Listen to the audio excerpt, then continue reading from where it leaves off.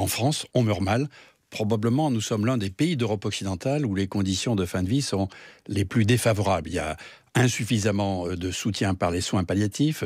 Un quart seulement des malades qui en relèvent peuvent en bénéficier. Et puis, il n'y a pas d'écoute des malades dans leur demande de fin de vie. Vous savez, les gens, quand ils sont tout à fait avec une maladie incurable qui arrive à son terme, ils ne demandent pas à être endormis.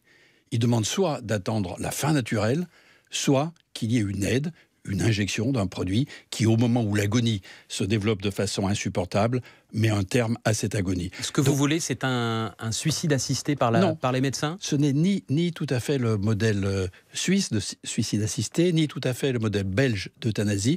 C'est un modèle sur lequel nous avons réfléchi déjà depuis longtemps et nous auditionnons à l'Assemblée nationale depuis des mois et pendant encore des mois de très très nombreuses personnes, pas seulement des professionnels, mais aussi des personnes concernées dans leur famille.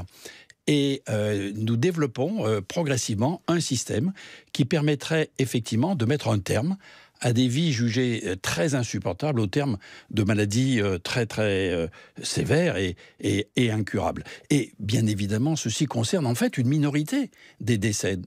On estime que c'est de l'ordre de 1%, peut-être 1,4% des patients, des morts, qui sont comme ça. Mais pour cela, c'est quelque chose de très, très important que de ne pas subir une fin de vie tout à fait pénible, douloureuse, et en projetant sur leur famille des sentiments qui sont extrêmement durs. Vous savez pourquoi la question se pose aujourd'hui de façon si cruelle ? C'est parce que dans le passé, quand on était avec une maladie comme un cancer ou une maladie de Charcot, on mourait vite.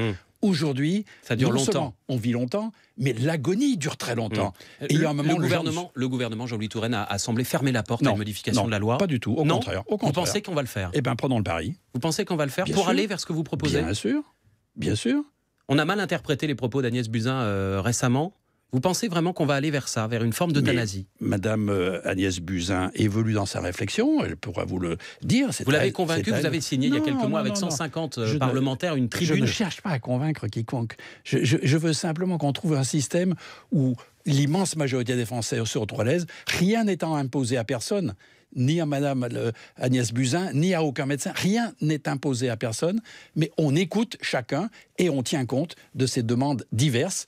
Et donc je crois que oui, il y aura dans ce mandat, bien sûr, une loi qui complétera ce qui est insuffisant. Et qui ajoutera quoi précisément ? Eh bien, tout ce qui existe sera maintenu, mais on pourra... La loi Leonetti, on la garde ? On pourra ajouter la possibilité que, comme le demande le Conseil économique et social, la possibilité d'une administration d'un produit létal dans certaines conditions très encadrées par la loi. Vous entendez aussi l'inquiétude de certains Français, je disais tout à l'heure, on touche à l'intime, parfois même aux religieux de certains Français, les catholiques, mais pas seulement, qui disent on ne doit pas retirer la vie. Ce ne sont pas les catholiques. Les trois quarts des catholiques sont favorables. Des catholiques très pratiquants sont favorables à cela. C'est simplement une partie notable des autorités ecclésiastiques. Il en va un peu dans cette matière comme il en va sur la contraception, par exemple, où les autorités, ou sur la PMA. Les autorités religieuses sont défavorables, mais les Françaises y sont favorables. Sur la PMA aussi, dans beaucoup de circonstances, les autorités, la conférence des évêques l'a indiqué, sont défavorables. Parmi les catholiques, une petite partie manifeste contre, et une grande partie est tout à fait favorable à cette évolution.